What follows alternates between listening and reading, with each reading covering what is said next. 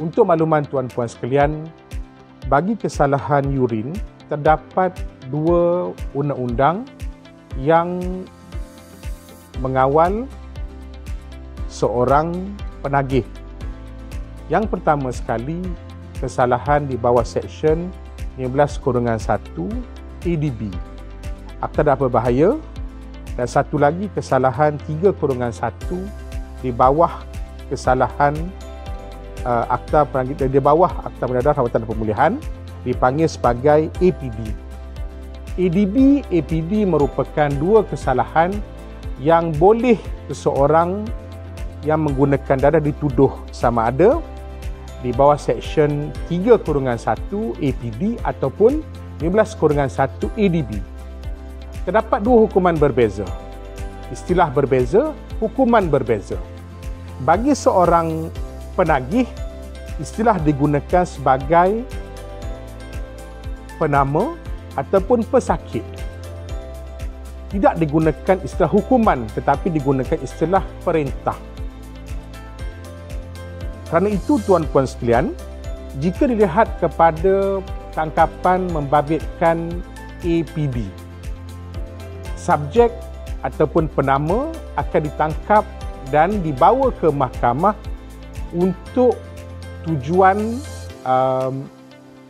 riman, dan juga penagih ini akan dihantar ke hospital berjumpa dengan doktor bagi mendapatkan membuat ujian oleh doktor, dan juga satu borang dua akan disediakan oleh doktor berkenaan yang mengesahkan telah membuat ujian-ujian yang perlu kepada penagih ini.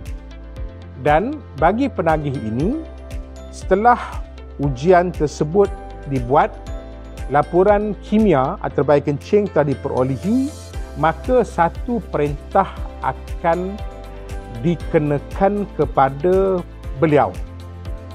Saya menggunakan istilah perintah, bukan hukuman.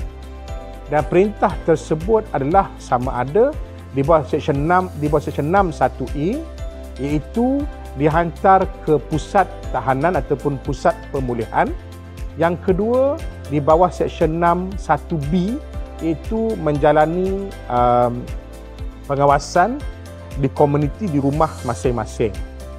Dan jika dilihat kepada perintah berkenaan, kenapa tidak dikenakan denda ataupun pemenjaraan? Kerana bagi seorang pesakit, bagi seorang penagih, mereka bukanlah seorang penjenayah. Kerana itu, tempat yang sesuai adalah kepada seorang penagih adalah menjalani rawatan di pusat serenti ataupun pusat serenti di mana-mana. Yang kedua, rawatan di peringkat di rumah, iaitu lapori di pejabat ADK dan juga balai polis untuk perintah pengawasan. Dan sekiranya terdapat langgar syarat pengawasan, maka status tuan-puan sudah berubah daripada seorang penagih, klien, menjadi seorang pesalah. Kerana itu, 6/3 menetapkan bahawa sekiranya seorang penagih telah gagal untuk mengikuti syarat-syarat pengawasan, maka mahkamah boleh menjatuhkan hukuman kepada penagih tersebut dengan penjara sehingga 3 tahun atau sebatas sehingga 3 kali sebatan. Ini bermaksud daripada seorang pesakit telah bertukar kepada seorang pesalah. Begitu juga dengan kesalahan di bawah Seksyen 15/1. 15/1 ADB, hukuman tersebut adalah denda boleh sampai RM5,000 atau penjara boleh sampai 2 tahun. Kerana bagi kesalahan 15/1 ADB, pesalah tidak dikategorikan sebagai seorang penagih. Kerana itu, bagi seorang pesalah tertuduh, beliau tidak boleh dihantar ke pusat serenti kerana mereka bukanlah seorang penagih ataupun kesalahan ini terjumlah kepada kesalahan menggunakan dadah dan tidak dikategorikan sebagai seorang penagih. Kerana itu, hukuman denda atau penjara wajar dikenakan kepada mereka. Walau bagaimanapun, walaupun terdapat hukuman pengawasan, ini memang untuk memastikan bahawa pesalah tadi tidak melakukan kesalahan di masa-masa hadapan. Itu tujuan asal kenapa satu pengawasan dikenakan walaupun bagi kesalahan 15/1 ADB. Dan tuan-puan sekalian, apabila mahkamah telah memberi peluang kepada seorang penagih untuk tidak dipenjarakan, untuk tidak diberi hukuman denda, maka mahkamah telah memberi perintah untuk seorang penagih ataupun klien bagi menjalani pemulihan dan mengikut syarat-syarat pemulihan sebagaimana ditetapkan dalam borang 3.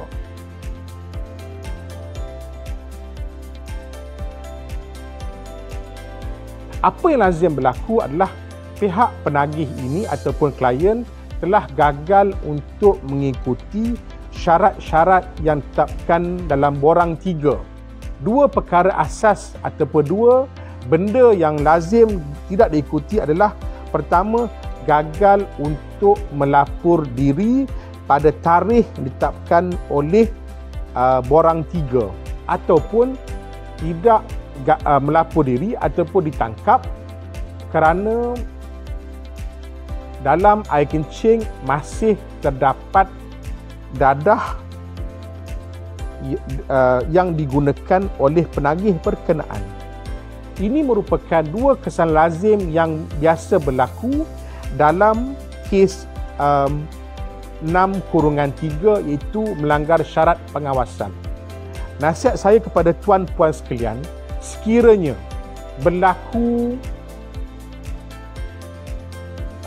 kelewatan dalam melapor diri, jangan sekali-kali escape ataupun terus untuk tidak melapor diri pada di balai polis ataupun di pejabat AADK.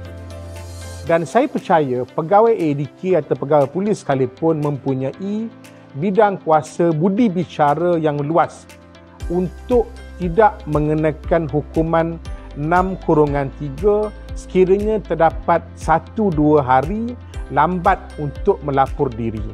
Tetapi apa yang biasa berlaku setelah seorang OKP gagal melapor diri pada bulan berkenaan, maka mereka akan miss. Mereka akan tidak hadir melapor diri pada bulan-bulan berikutnya.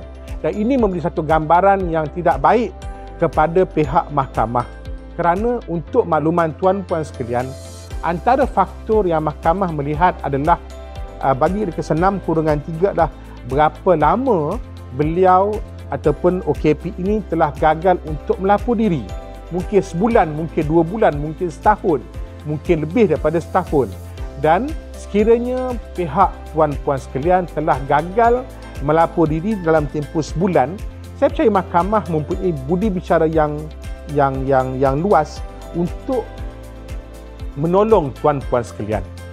Antaranya adalah sebagai contoh memberi satu amaran bond kepada pihak tuan ataupun bagi pihak pendakwaan, pihak ADK, sekiranya kelewatan 1-2 hari, saya percaya pihak ADK tidak akan terus untuk menuduh tuan ataupun mengemukakan pertuduhan di bawah Seksyen 6/3 iaitu gagal melapor diri sebagaimana yang ditetapkan dalam perintah dalam borang 3.